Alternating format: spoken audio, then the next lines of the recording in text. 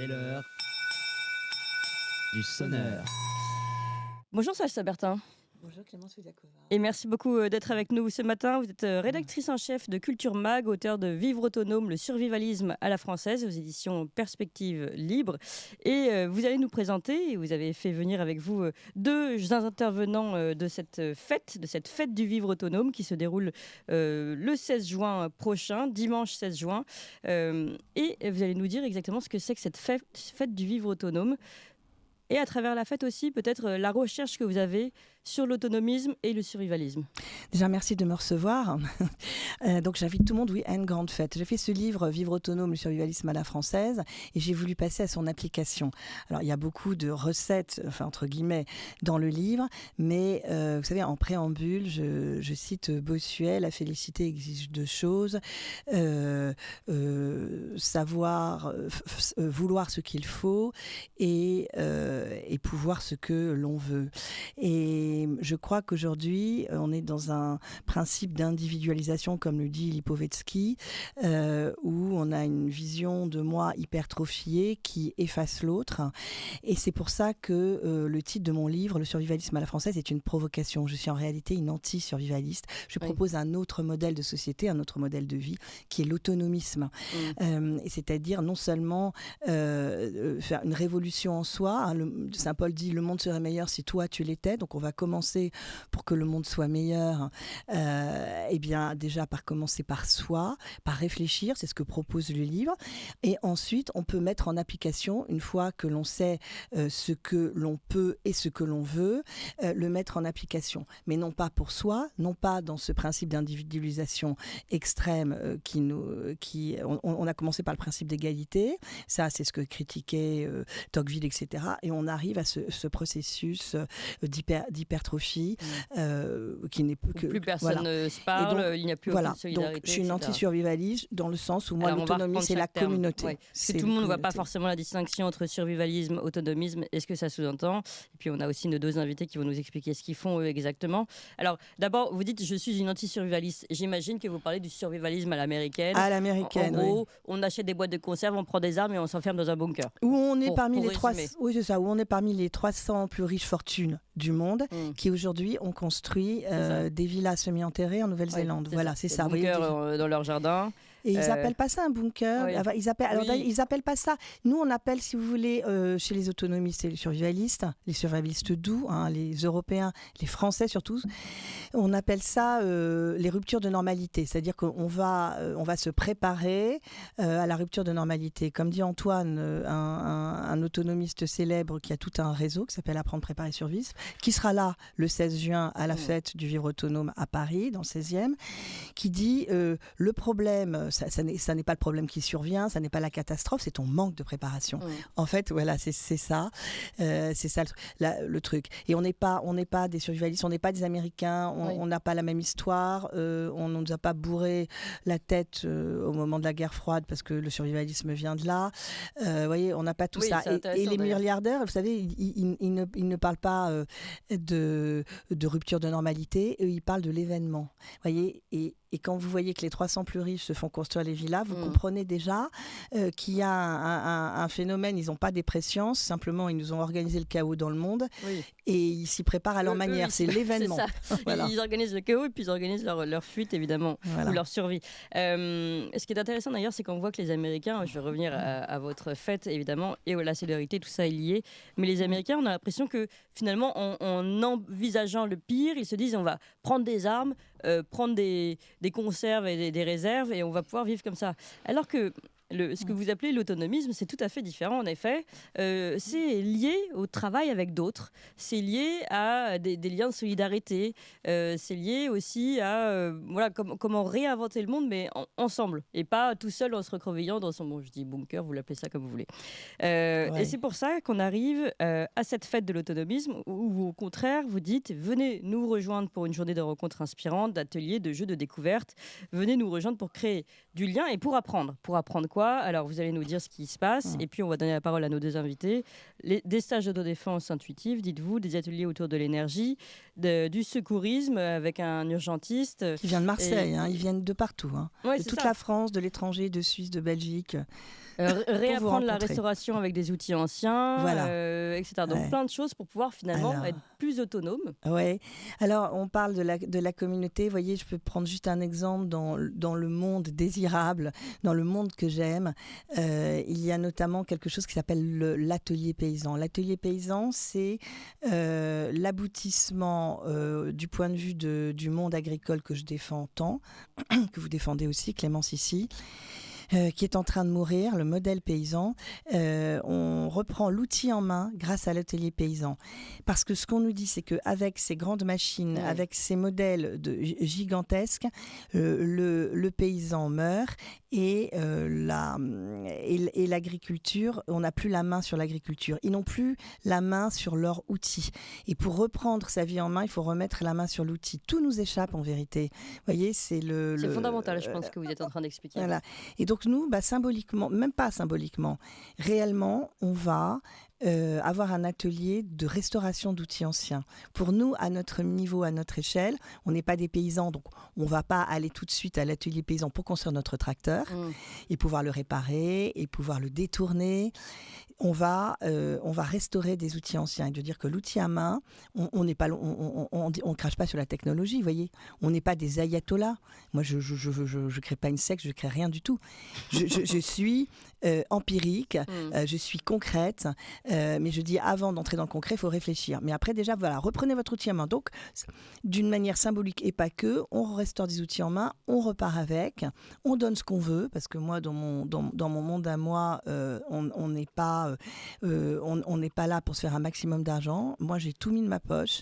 Je suis là pour juste rentrer dans mes frais. Donc, ce sont des participations. Il n'y a pas... Voilà. Donc, et je suis aussi pour vous expliquer ce que c'est que ce monde-là, pour l'open source, pour les sources ouvertes. Oui. On apprend ensemble. Oui, et je trouve que les brevets ne devraient pas être déposés. Tout doit être, pour moi, en source ouverte. Dans le monde des makers, qui aussi fait partie de ce monde, pour moi, c'est ainsi que l'on fonctionne. Et donc, j'ai invité un certain nombre de gens. Donc, vous avez 2 personnes dont vous avez parlé. Ils sont nombreux, donc il y en a qui vont nous parler de l'eau, on a des autonomistes très aboutis comme Virgile ou David Feuillet qui vont parler au Café des auteurs. On va se retrouver comme à la campagne autour d'une grande table en bois, on peut être des dizaines autour de cette grande table, autour d'un café. Symbolique aussi à 1 €, vous voyez, tout est...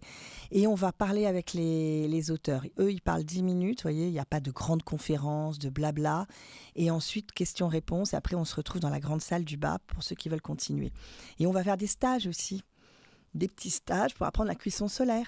Oui. Ah oui, donc comment cuire avec avec le soleil, utiliser le soleil, l'énergie du soleil. L'énergie gratuite. Voilà, donc il y a plein de choses en effet pour reprendre un petit peu aussi. Il y a un côté aussi reprendre le pouvoir, surtout à un moment où on est complètement dépossédé. Reprendre un certain pouvoir, reprendre les choses en main pour parler des outils, mais pas que. Et puis aussi prendre sa sécurité en main. Ce sont des choses très importantes et on va parler avec Martial Vout, votre un de vos invités de cette journée, puis notre invité ici sur Tocsin, et puis aussi l'Aquapousse. Qu'est-ce que c'est exactement l'Aquapousse ? Alors, c'est le nom de la société Domitil Laude qui vient. Et Domitil a créé cette société d'aquaponie et elle va elle va présenter l'aquaponie et puis toute la journée, et puis elle va organiser ce qu'on appelle un serious game. Je suis désolée pour tous ces termes anglais, mais bon, c'est voilà. Et sur l'aquaponie, donc à travers le jeu. D'ailleurs, le secourisme, l'urgence du secourisme avec Gaël de Samfédic, qui vient de Marseille, qui lui sauve des vies tous les jours, qui vient à Paris. On va faire un serious game aussi sur le secourisme. À travers le jeu, à travers la mise en place concrète de choses, on apprend mieux. Lui-même est urgentiste. Et l'aquaponie, Domitil va vous expliquer ce que c'est. On va se tourner vers nos 2 invités, en effet. Bonjour Domitil Laude. Bonjour. Et merci beaucoup d'être avec nous ce matin, directrice donc de Aquapousse. Et nous sommes également avec Martial Vout. Bonjour.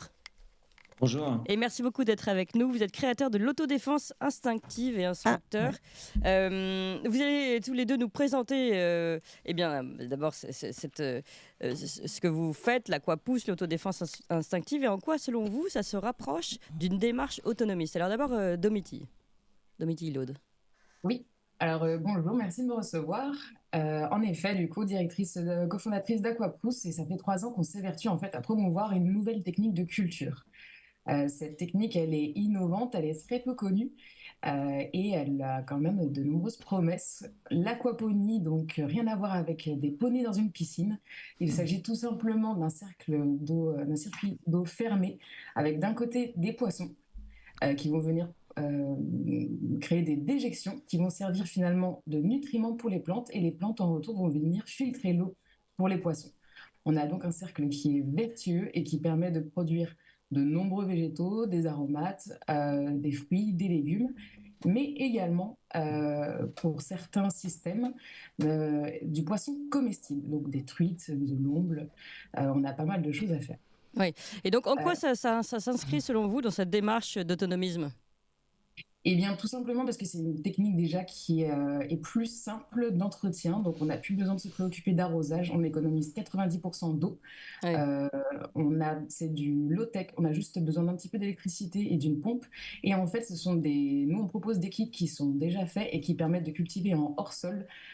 Et donc de se réapproprier et de relocaliser une production de nourriture, donc protéines végétales, mais également protéines animales. Et donc ça commence à faire sa place dans le monde de l'autonomisme, puisqu'on est sur un aspect durable, écologique et finalement productif. Est-ce que ce sont des techniques qui sont anciennes, qui ont été redécouvertes ou pas ? Exactement. Alors on réinvente pas la roue, mais en fait c'est une technique de culture qui existait au temps des Mayas.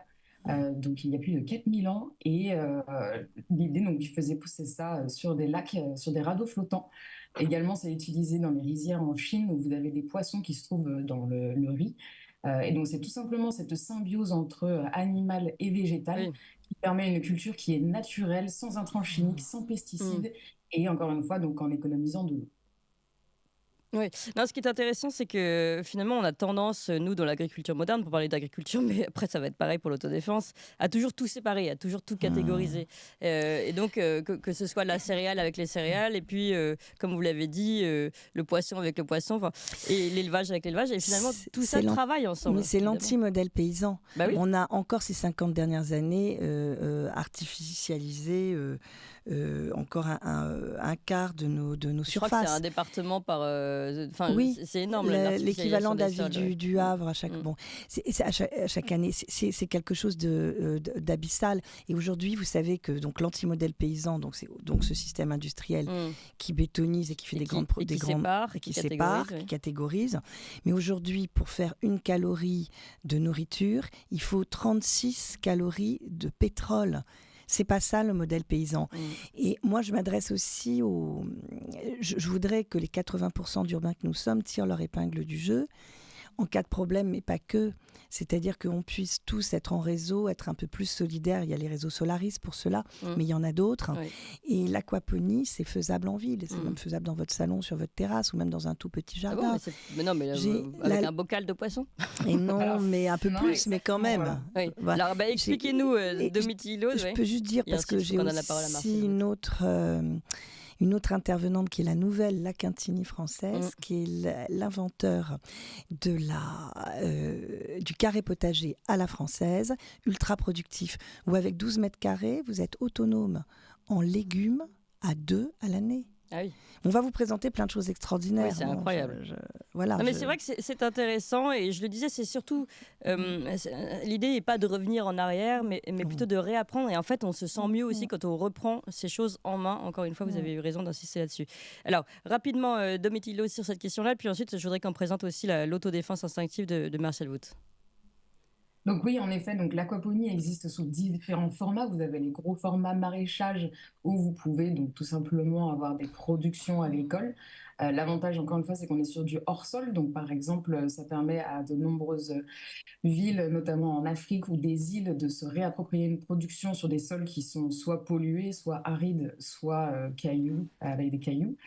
Donc on permet de revégétaliser certains espaces et nous, avec Aquapousse, on propose des systèmes de plus petite taille qui permettent de cultiver en intérieur ou en extérieur, sur votre balcon, sur des terrasses, même sur des parkings. Voilà, il suffit d'avoir une surface plate, même si elle est bétonnée, et vous pouvez recréer un écosystème, donc poissons, plantes, et puis recréer du coup un espace pour la biodiversité.